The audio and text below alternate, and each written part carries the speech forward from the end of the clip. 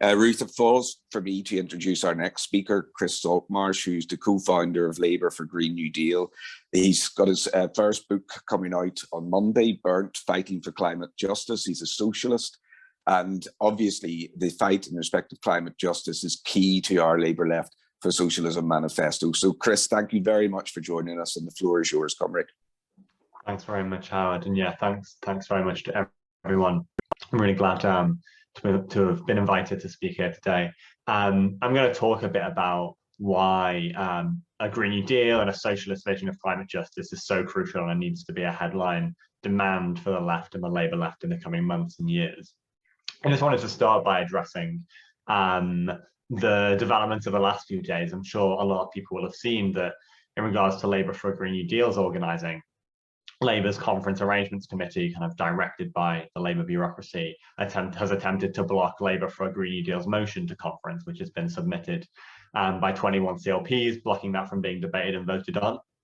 We've been really pleased to see our comrades in affiliated unions like the FBU and TSSA and others submit motions that will be heard, so there will be the Green New Deal debated on, but the specific wording of the motion that we've circulated has been blocked, and the reason for that was that the motion didn't meet the criteria of being within one subject. And our response to that is that this has been a baseless anti-democratic attack on ordinary members and campaigning members, and it's really been an insult to those who work so hard in their local Labour Party, only for their political ideas, to be rejected by kind of a shadowy committee. And I think it is important to underline that in this kind of fight for a Green New Deal within the Labour Party, this is just another example of this party's leadership seeking to alienate members and supporters. And it's another example of this party's General Secretary really displaying his disdain for freedom of speech. And I think, it's important to say that throughout the pandemic,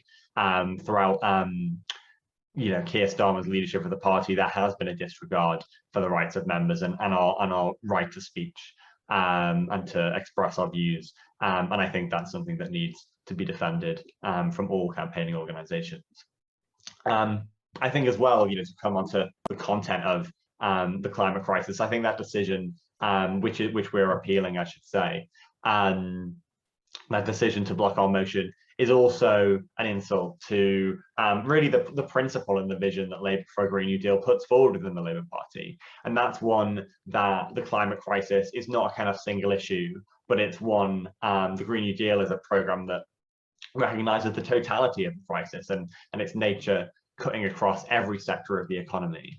So the motion that we have put forward calls for a green jobs revolution, and that's transitioning away from polluting sectors and industries and creating millions of well-paid unionized green jobs in the zero carbon economy.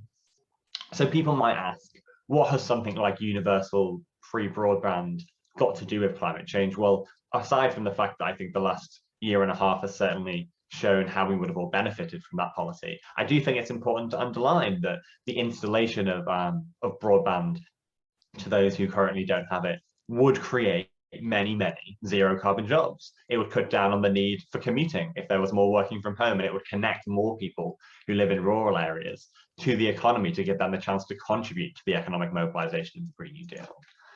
People might also ask, what has a national care service got to do with the Green New Deal or climate change? This is one of the elements I believe contentious within our motion. And all that we say is a really core principle of the Green New Deal is that care jobs equal green jobs. And we need to think about this concept of green jobs and work in the context of the climate crisis expansively. Green jobs aren't just people in hard hats erecting solar panels or wind farms or retrofitting homes, although that's an important element. It must also be about education, healthcare, emergency and rescue services, and manufacturing and green technologies. These are all zero carbon jobs and work that will contribute to the mobilization of the economy. And if we are to mobilize the entire economy for a Green New Deal, we're going to need a healthy and cared for population. We're going to need people in these care jobs, these green care jobs, prepared to address the kind of crisis of demographic aging that we have happening in parallel to the climate crisis.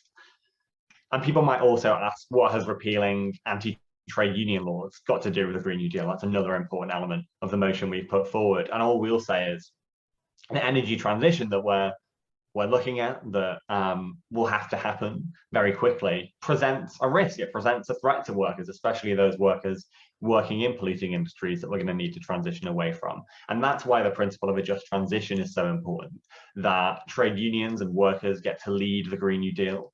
And we get to put workers' interests first, and we get to reconfigure our economy so that it is democratically planned by workers and by communities. By and for the working class and not the ruling class's profits. So we need to ensure that trade unions are maximally empowered to play that proactive role in directing a Green New Deal, directing the economic transformation. We need to ensure that they're not hamstrung by draconian laws designed to crush working class power. So I want to be clear that the Green New Deal is not just a rebrand of kind of tired existing climate policy. It's crucially a new way of thinking about industrial strategy, and it's about putting the dual aims of rapid decarbonisation and economic justice at the heart of every government department, of every policy decision, and of, for the left, a whole political agenda. It provides, I think, an overarching vision for Labour that has been lacking under the current leadership. It provides a way of connecting every element of the economy, and it gives you a story to tell about the whole transformation that we will make for the economy, to people's lives in this context of both climate crisis and economic injustice. So I want to move on to really make the point and the appeal that the Green New Deal be a headline demand for the left, both within and around and outside the Labour Party over the next decade. This decade in which really rapid decarbonisation is both a political and a moral imperative. As the left, we need to both have and promote an understanding of the climate crisis as one rooted in capitalism, and we should be uncompromising in our anti-capitalist and our socialist analysis. We need to be clear that it's the profit motive, which structures our economy, which has meant that we have not transitioned and we've not decarbonised with the pace that we should, because continuing to go on with business as usual is profitable for a tiny few in our society. And we must use the Green New Deal, I think, to bring further the workers' movement, trade unionists, together with the climate movement. Too often it feels like there's a fraught relationship there, but we know that it's capitalism that's at the root of all of our problems. It's capitalism and bosses which exploit workers, and it's capitalism and bosses which extract and accumulate nature and destroy our natural environment and create the climate crisis. So we can all come together as movements around that shared antagonism with capitalism and around a shared socialist solutions. So as the left, I think we need to put forward not just the Green New Deal in the abstract, but I think we need to be really clear on a few really core pillars, and we need to defend the socialism of the Green New Deal as well as the Green New Deal itself. And so I'll just finish by going through what I think those really core elements of a socialist Green New Deal should be. Firstly, it needs to be about pace, speed. I think we need to be really clear that time is running out. We are now within the decade in which we need to be rapidly decarbonising. The Green New Deal, needs to be a 10-year program, and that's an incredibly ambitious economic mobilisation. But that is because the UK has historic obligations around the climate crisis as a country. The UK has imposed capitalism and fossil fuel extraction on countries around the world, and we have disproportionate obligations to decarbonise and contribute our fair share. So it's a matter of global justice. The second real core pillar, I think, of a socialist Green New Deal is about mass investment. We need to really obliterate this debilitating logic of austerity, which has gripped our politics for the last 10 years. And we need to unleash generational levels of investment in our communities and in our industry, because we can't talk about things being too expensive. We can't resist building new train and rail infrastructure because it's too expensive. We can't reject investing in new industries because it will be a lot. This is our collective futures that we're talking about, and we need to be much more confident than this Labour leadership has been in making the case for public spending and public investment, because without it, we're not going to achieve the transformations we need. The third kind of pillar, I think, of a socialist Green New Deal for me, and I think this is something, again, that everyone across the left can get behind, is public ownership. Expanding democratic public ownership across the economy. And this isn't just a kind of ideological preference. I think this is a real precondition, a real necessity for a Green New Deal working. We need to expand public ownership in key sectors, so energy, transport, manufacturing, but also as widely as possible across the economy, because we need to strip out the profit motive, that profit motive which has disabled us from taking this action. And that will allow us to have a state-led, democratic, centrally planned transformation that is quick, but is also fair, and make sure that workers and communities aren't left behind. And then the more of the economy that is under the control of the people and the state, the more effectively we can do that. And I think the final pillar that I would really, want to promote is one of internationalism. And I think, we need to be really clear that we cannot just decarbonize within our own borders. That would be chauvinistic, and it would be self-defeating because of the global nature of the climate crisis and climate injustice. So we need to make absolutely core to our Green New Deal the principle of solidarity, working with movements, climate movements, trade union movements internationally, to struggle for transitions around the world. We need to, as a country, work with countries in the global south by providing technologies, resources, and finance. And we also need to support the principle of reparations. That's repairing for the loss and damage that has already been caused by the climate crisis and a kind of history of colonialism. And that should be monetary, it should be providing financial reparations.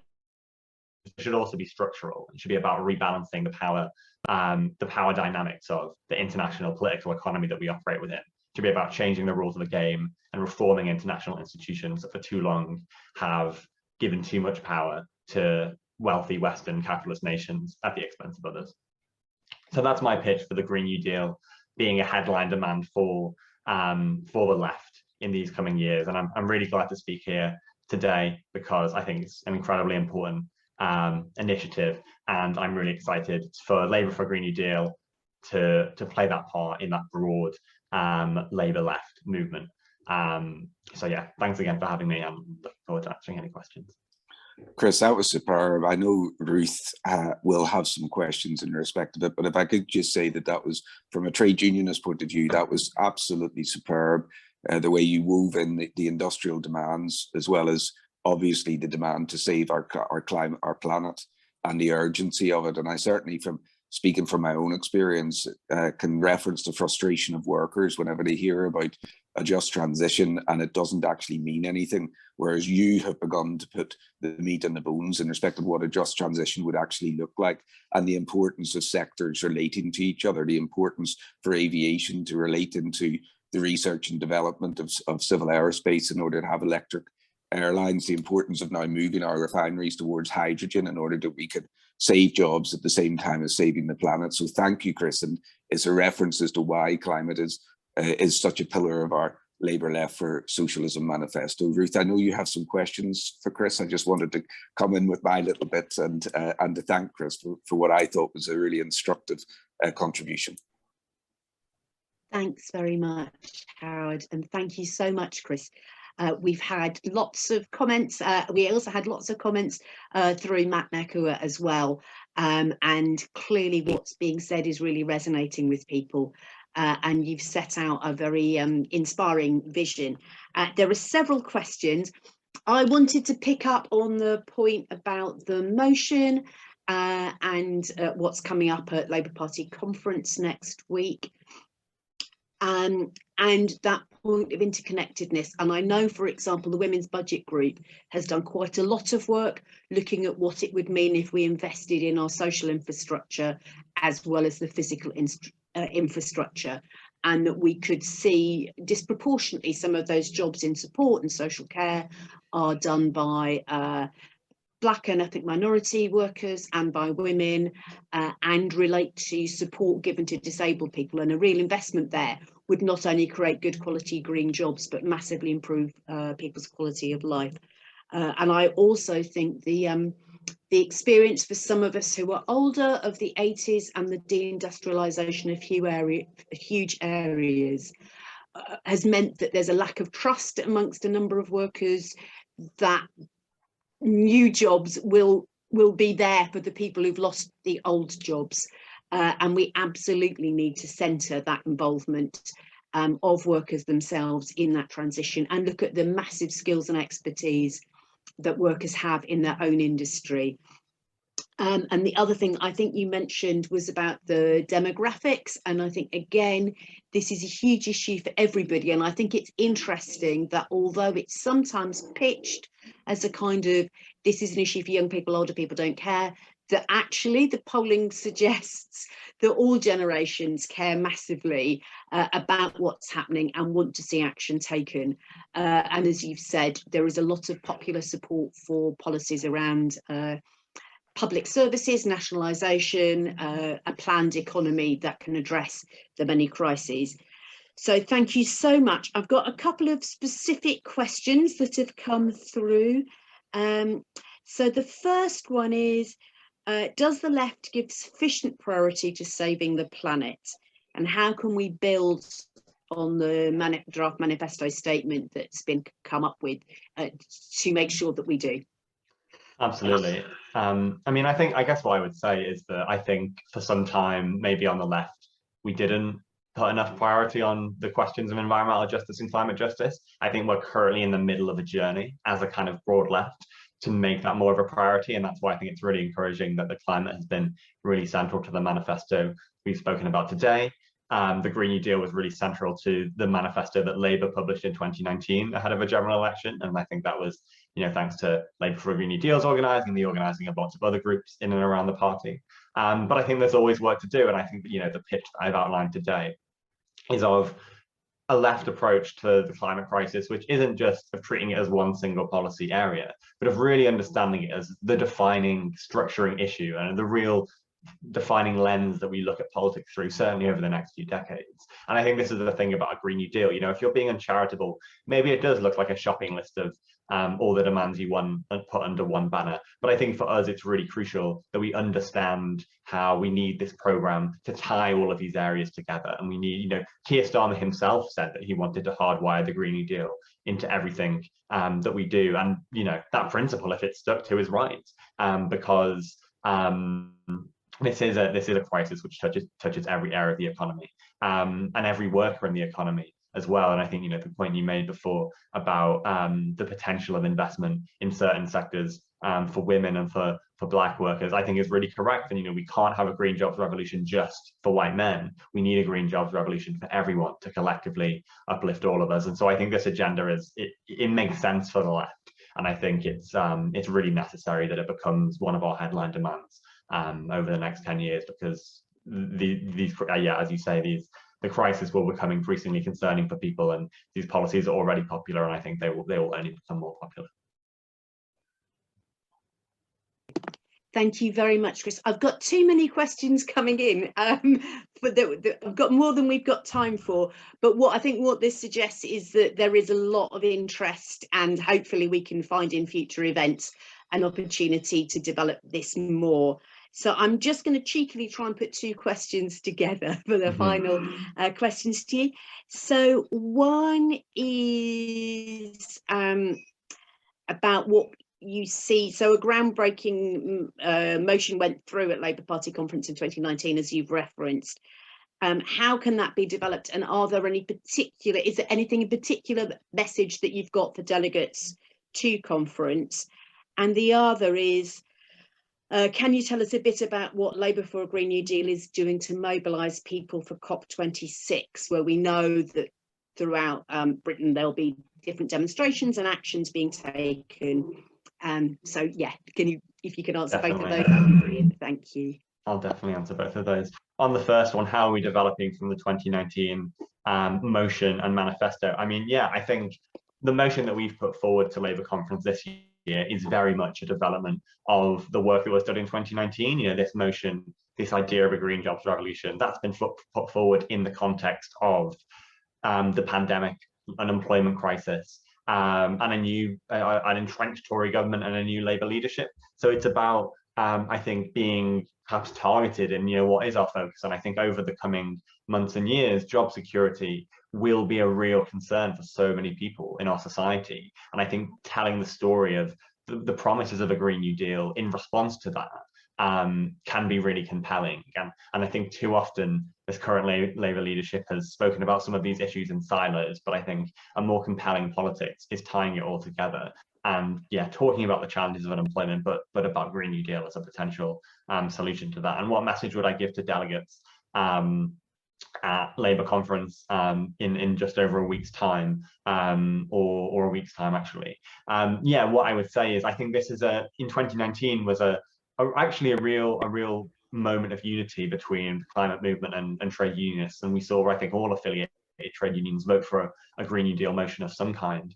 And I think this is an opportunity to build on that again. And I think we together, as members of the party, as affiliated trade unions, we can all vote for a really bold, really radical, really ambitious Green New Deal and Green Jobs Revolution on conference floor, and make it really clear to the leadership of Labour that this is popular, it's necessary, and it is a common sense, and it commands widespread support in our party and across the Labour movement. So I think that's going to be our priority at conference. And I think, yeah, the second point on COP26.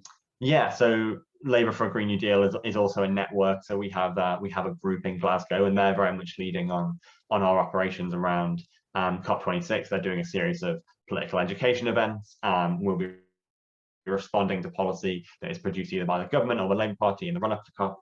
And I'm sure there'll be opportunities to go up to Glasgow and take part in events and protests where they happen. What I would say about COP, though, is, and I was in Paris for COP21, the kind of last major conference, is that sometimes the climate movement can treat these conferences as really be-all and end-all moments. And, we expect, well, is this the last chance to save the climate? I think we need, as socialists, we need to take a critical approach to these conferences, which are very often constructed with the interests of Western nations in mind, and take a realistic approach, which is the climate isn't going to be saved at COP26.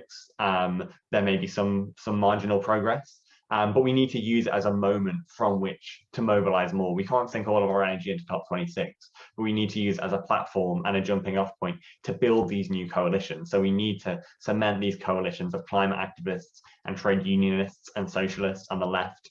And we need to use it, as I say, as a platform for the next 1, 2, 3, 5, 10 years to put forward our vision for a Green New Deal. Yeah, I think COP26 will be disappointing for a lot of people if you're just focusing on the conference, but I think it's really exciting for us as people building a movement, because it's a moment in which we can say, look, the ruling class has failed us. It's time for us to kind of take back control in this crisis. Thank you so much, Chris, for covering so much in such a little time. That's been very inspiring. And I think even while you were speaking there, I've had more questions come through. So I think perhaps what we can say to people who haven't had their questions answered is that the working group will be asked to take some of those questions away and look at ways in which we can have a longer discussion at a future event. So thank you very much indeed. It's been really interesting to hear you. Thank you.